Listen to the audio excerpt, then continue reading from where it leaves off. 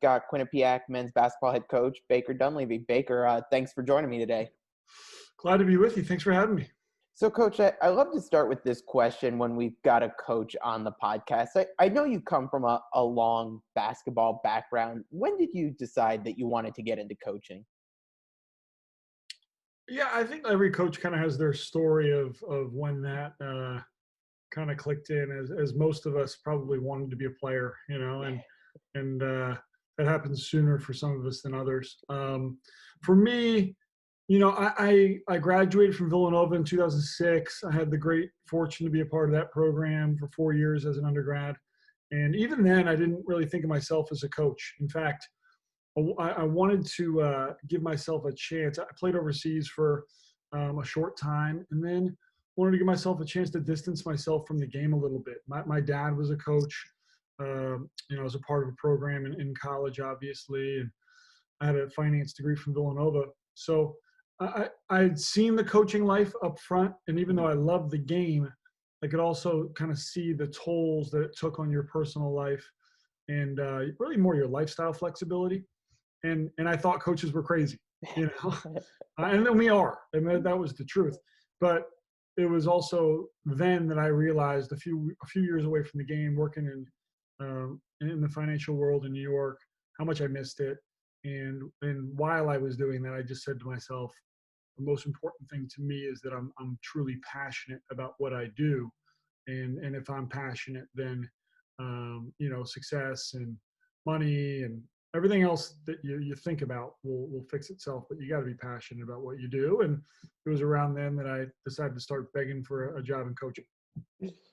I know you talked there about playing at Villanova. You played there under some of those early Jay Wright teams there. What was it like playing for Coach Wright? And then, later on in your career there, getting to serve as an assistant there and learning from him that way. Yeah, it was really cool. I have strong relationships with my teammates and my coaches from those times to this day.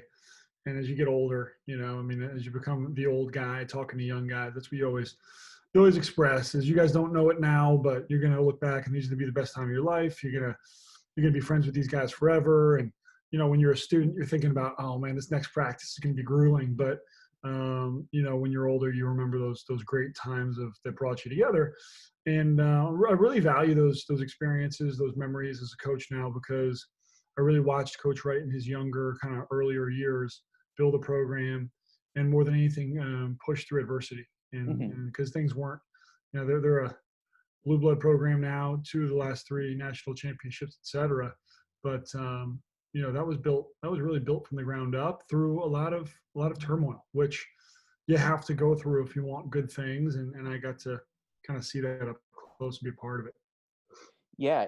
When you talk about going through some of that adversity there, for a while it seemed like Villanova was that team that would be in the tournament, couldn't quite get over the hump. And now, as you said, that they've been a blue blood, they've dominated come March. Did you foresee Villanova being able to turn into that program that it is today? No, I really didn't. I never would have thought that. And part of the reason is, like, as a player and a part of the program, I was kind of brainwashed and taught, not to think that way. It's really true. I mean, Villanova is such a process-oriented program, and you wouldn't dare think about, winning back-to-back or 2 out of 3 or winning a national title. That was just something that was never discussed. We never talked about championships. And again, credit to Coach Wright, like, just kept things very simple and being the best team we can be by the end of the year. Working hard every day, but never really talking about, like, hey, we need to win a Big East championship this year. That was just never the discussion. Very, very process oriented, and I think that's the right way to be. I think you can get caught up a lot of times in results. And you mentioned not being able to get past the first round of the tournament, et cetera. Like, when I was a player, we couldn't make the tournament. We lost to Siena in the NIT. We couldn't get in, and it was like, oh my God, these guys can't make the tournament. And when I was an assistant, we had high seeds eventually. We earned some high seeds and lost in the first weekend, and we couldn't get out of the first weekend. And now it's like, oh, it's the perfect program, So we were doing the same things over and over and over, and eventually broke through, as opposed to, like, oh, it wasn't working, so we changed everything. Yeah. That wasn't the way it was. It was just keep doing what we're doing and trust that it's good enough. But to win a championship of any kind, you probably got to knock on the door a bunch of times to break Mhm. through. What's it been like now, moving a few seats down the bench and having your own program and serving as a head coach? What have been some of the biggest differences for you, in going from that assistant and really running the program now? Just all the eyes go to you in terms of decisions. There's just a multitude of decisions that have to be made that sometimes you're kind of like, I don't know, do this. And you never would have thought that, the head coach has to decide on those things, but you got to choose what you want your program to be in every facet, how it's going to be run. Um, so I think it's important to learn how to delegate and trust the staff and trust your players to do things without you checking up on everything. Mhm. So I guess my answer would just be, when you're an assistant, you're a specialist. I could come into work every day. I knew I was going to come in the morning before kids went to class, and there were 2 or 3 guys I was going to spend time with on film and working out.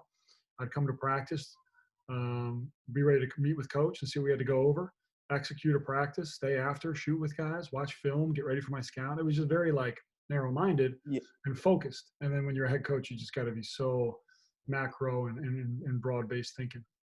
Now that you've been at Quinnipiac a few years, talk about, the program you're building at Quinnipiac and the vision you see for it heading into the future.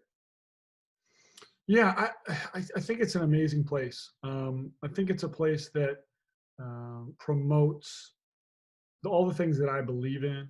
Um, a place where you can bring in talented players that want to be a part of something bigger than themselves, and Mhm. the sum of what we do will be greater than just the parts, and have a great chemistry and synergy. I I think that's what this university is. It's a community, and all the great things about the values of this community, I hope will show in our program. As far as results, kind of what we talked about before, I'm proud of each year as its own entity, and we've built and I think got better each year, and we've played our best basketball towards the end of the year. And the challenge now at our level is to continue to try and build continuity, get older together, and build, with transfer and whether it be injury or recruiting. Like it's a challenge to be one of the older teams in the league, and that's still what we're striving for. Is just kind of one of these years to be talented, but also one of the more experienced teams. This season, is one unlike no one's ever had to deal with in the past before. I know your team's currently on a bit of a COVID break. What has that been like for you? And what exactly, from a coaching perspective, is that like? What can you do with the team? Are they completely isolated? What has this whole time been like for you? Well, it's certainly, like, I think that for everybody, I mean, whether you're in coaching or you sell insurance or whatever you do, I mean, you've been forced out of your comfort zone. Um, Ours is an existence that is very calendar based. You got your recruiting calendar, you got your game calendar. We have kind of like we have a flow to our season that's been obviously interrupted. For my team and for myself personally, it's been about taking a challenge on to be able to adapt, not knowing what the next day will bring, Hmm. and to not allow ourselves to feel sorry for ourselves and think about woe is me, but like, all right, hey, we have a 2-week quarantine. How can we make that successful? We're out of quarantine. We have a game in 5 days. How can we be prepared to play that game? And just look forward for the next challenge, knowing that everything on your calendar should have an asterisk next to it that says Hmm. subject to change. Yeah. Definitely.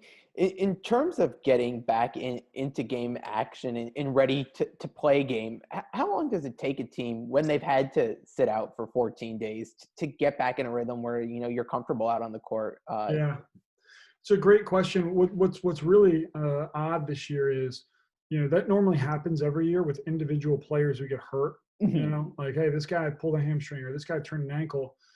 It's going to take him a couple of games to get his rhythm back. Yeah. So hey, this is his first game back, but he's not going to be himself until maybe 2, 3, 4 games down the road. Well, you go through that with the whole entire roster, Yeah. and so this is our first time going through it mid-season, but I expect that to be the challenge. Is like, guys are going to react to 14 days off differently, Hmm. and whether it's mentally, physically, psychologically. So um, I would expect the general answer would be like, hey, we need like probably 5, 6 practices to get back to even just in shape. Yeah. And then we will play a game January 1st after being off for 14 days. And we'll get probably 5, 6, 7, 8 practices in before that, depending on health.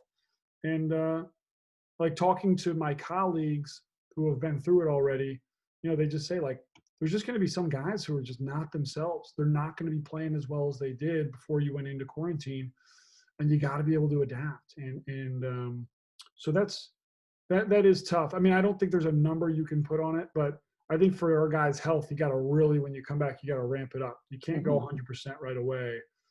For their physical state, they've been sitting on their bed for 14 days. Yeah. And mentally as well.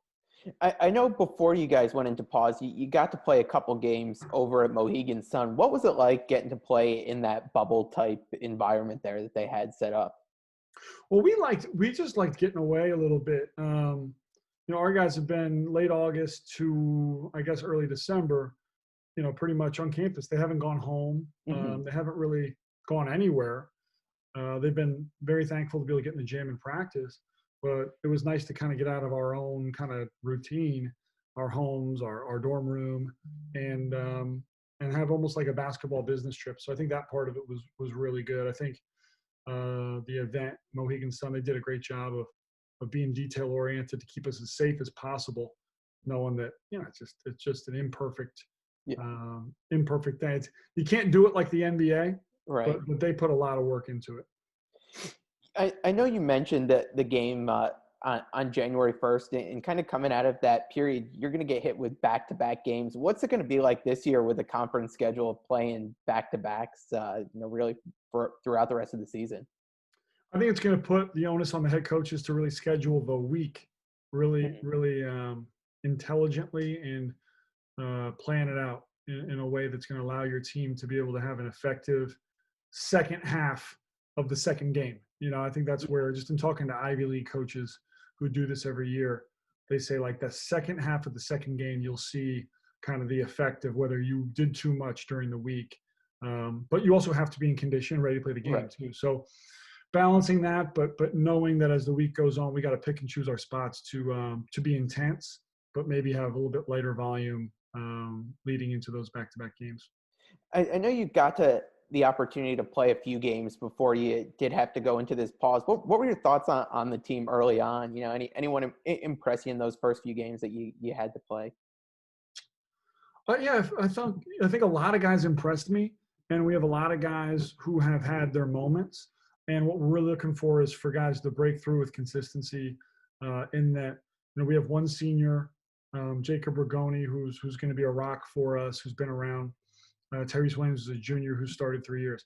Other than that, we're a very kind of green group, and we've had some guys who are very talented, but have had really good moments, and then moments where you can just tell, hey, they're young, they're inexperienced, and we're in a pandemic. So I like a lot of the flashes we've shown individually and as a team, and I'm longing for more consistency, that we know what we're going to be each day out. I think the guy probably on our team that excites me the most is our 5-man Seth Pinckney, who's 7 feet, and I think that by the time it's all said and done, he'll be one of the best shot blockers in college basketball. He's a lob threat to catch dunks. So he's a really dynamic 5-man who's really smart and gifted. He's got to continue to work on his body, but I think he can be an engine that allows us to be a really good defensive team. I've got to ask, one of your fellow conference coaches, Coach Pitino, had been pretty outspoken about the rest of this season in the direction, should have been started later on. Are you comfortable playing the rest of the season as is and, kind of with that schedule? Or do you think there needed to be some consideration to pushing it out? I go back and forth. I totally see Coach Pitino's standpoint in terms of, if we're going to have a season, let's give ourselves the best chance to have an actual functional season. And I think the later you push it, the closer you get to access to vaccines and things of that nature. So I think his argument is totally logical. Sometimes, I hate to say it, but like the need for competition and the need to have revenue stream makes you a little bit illogical. And that's what we're going through right now, is like, it probably doesn't make sense to be playing now rather than maybe in a couple months when you are closer to a vaccine. And I think a lot of people would point to professional sports where they were able to pull it off at a high level. But we don't have the resources, especially at the MAC level, to create a bubble or even to take the procedures that maybe the MLB did, and the way they travel and all those things. So I really want to play a season as much or more than anybody. I hope we can keep pushing it through, and the inconvenience of your 14-day quarantine here or there are the worst stories we come by, and there ends up being a postseason. But I think all of us have been through enough now where we'd believe anything you told us. It's like if you had a crystal ball and say, hey, guess what? There was no March Madness this year and the season got canceled. It wouldn't surprise, I don't think, any of us. And if you said we went all the way through and had a kind of amended version of the NCAA tournament and got it on TV and all those things happen, it wouldn't shock me either. It's just so much uncertainty. So I get what the NCAA is trying to accomplish, but I think Coach Pitino's point is very valid. I'll get you out of here on this one. Growing up, my dad was a high school English teacher, and anytime one of my papers came up, he always wanted to throw his suggestions out there and everything. Coming from a family where your dad is a head coach at the highest levels, what's his involvement like? Does he like to throw suggestions your way? You guys talk through things a lot? How does that work? He's really good about waiting for my inquiry, and nobody loves talking ball more than him. So I know that's got to be hard for him. I think he understands as a coach, I have to kind of go my way and make my own mistakes, but ask questions. But he doesn't, I don't think he wants to be overbearing in that way. Every coach has their own history, philosophy, influences. He's one of my influences. So some of the things that I do naturally are because of the way that he would teach it. But a lot of what we do is things that I've seen from different coaches, obviously from Villanova, and he gets that too. In coaching, there really isn't a right way. It's more about, is it a way that helps your players be successful? And that's what kind of I'm learning as a coach as I move forward is like, all right, you're going to have different players than you had at Villanova with different skill sets. So as much as you like how Coach Wright does it, you may not be helping these players by doing it his way. And then same thing with my dad's way. And so it's all about the players. It's all about the team and the program functioning together. And all of his teaching to me is right. And it's just about what fits. And he's awesome about letting me come to him. And so, there's times where I'm like, why doesn't he tell me what I should have done here? But he's really good about it. Awesome. Coach, really appreciate the time today. Best of luck as you navigate the rest of the season, and hope to see as many games as we can this year. So thanks again for hopping on. All right. Thanks a lot. Same to you. Good luck this year. Thanks. Bye-bye.